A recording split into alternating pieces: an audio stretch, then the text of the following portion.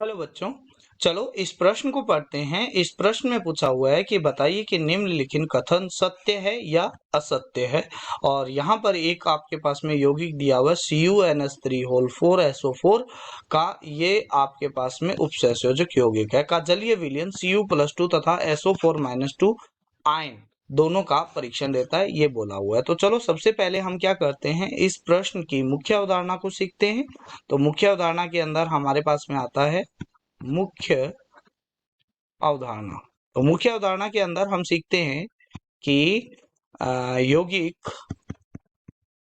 यौगिक अगर हमारे पास में ये यौगिक दिया हुआ है NH3 और यहाँ पर दिया हुआ है SO4 के जलीय विलयन में यह दो प्रकार के आयन बनाता है, दो प्रकार के आयन बनाता है।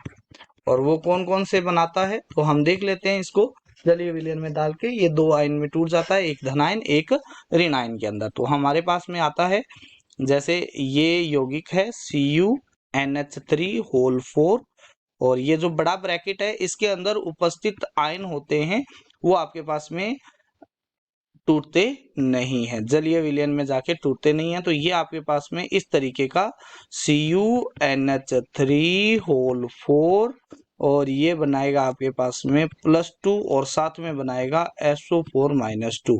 तो इसके अंदर ये आयन बनेगा, नहीं कि आपके पास में इसके जलीय विलयन में Cu+2 आयन उपस्थित नहीं है, आयन उपस्थित नहीं है तो आपके पास में ये Cu+2 का क्या नहीं देगा, परीक्षण नहीं देगा। ठीक है, तो जो आपके पास में उपसंयोजक यौगिक होते हैं उसमें समन्वय ब्रैकेट में उपस्थित जितने भी आयन है उनका परीक्षण है वो यौगिक नहीं देता है।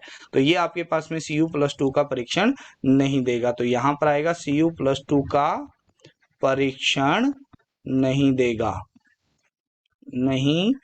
देगा। तो ये ओनली और आपके पास में SO4-2 और एक ये वाला आयन है इसका क्या देगा, परीक्षण देता है। तो ये कथन है वो क्या हो गया है आपके पास में, असत्य हो गया है। तो असत्य हो गया, इसका सही उत्तर हो जाएगा, ये कथन है वो असत्य है। आशा करते हैं मुख्य अवधारणा के आधार पर आपको इस प्रश्न का उत्तर समझ में आया होगा। धन्यवाद।